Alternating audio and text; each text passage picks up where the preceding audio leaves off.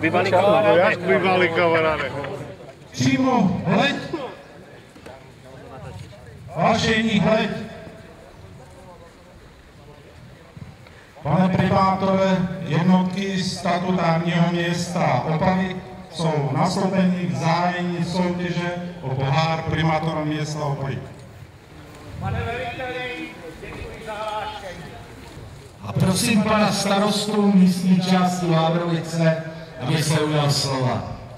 Když pan starosta říkal, ať si to odpoledne užijete, tak já se samozřejmě k tomuto přání rád připojuju.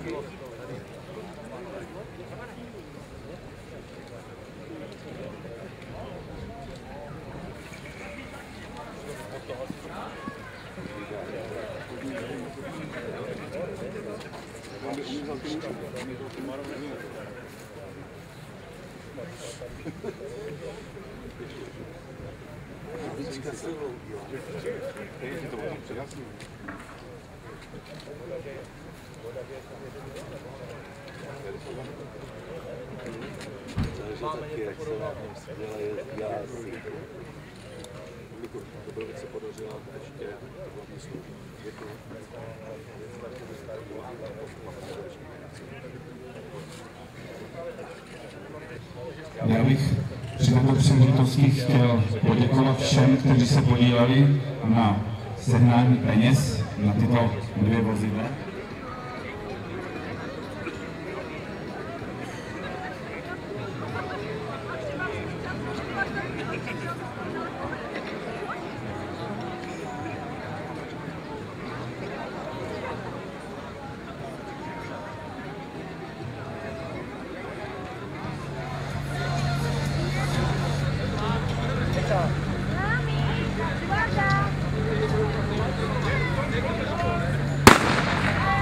A držkovští mají taky určitě podporu jak domácích vávrovských, tak svých vlastních, kteří to mají nedaleko odtud, 1,5 kilometru. Velkým oblokem najíždějí základně, v tuto chvíli už rozhazují Bčka. Koš se šroubuje na stavici a šina je na základně.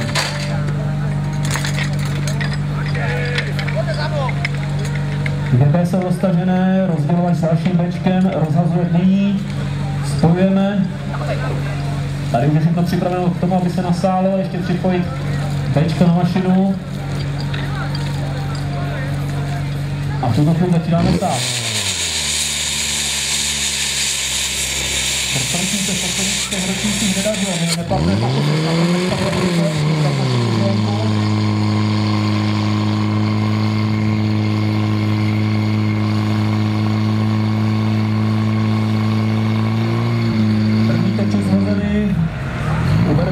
nadstavíme, spojeno a nyní můžeme nastavit zase výkony na každé straně. Tady nám kontenci se ruchá. Nedaří se kontenci, nedaří, ale to je lépe znovu. Pravna přitáhnu ještě dalo. Také výsledný čas 84,02. 84,02. Praporek je rozhodčí na trati. Počkáme si už jenom na změření hadice a já poprosím další tým, aby se šel připravovat.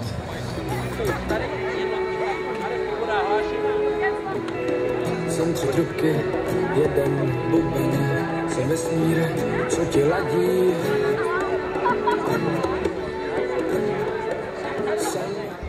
A pro ten pohár si přijde Komárov, který letos zvítězil v čase 60,70.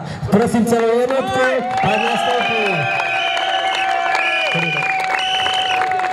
A získávají dotaci 30 000 korun.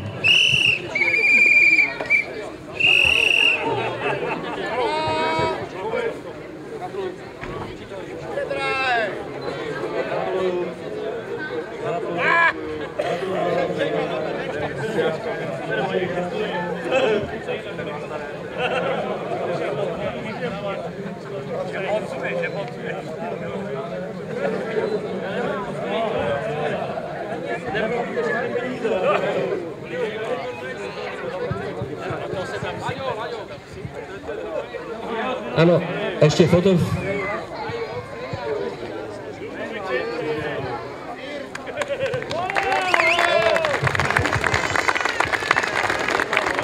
Gratuluji všem vítězům, všem zúčastněným a nyní mi dovolte, abych přijal slovo panu Otipkovi, šéfovi krizového centra Opavy.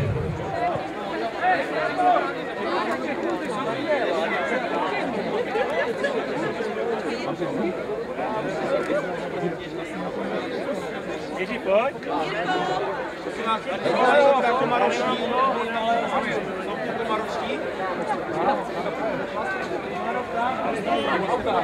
Komarově auta.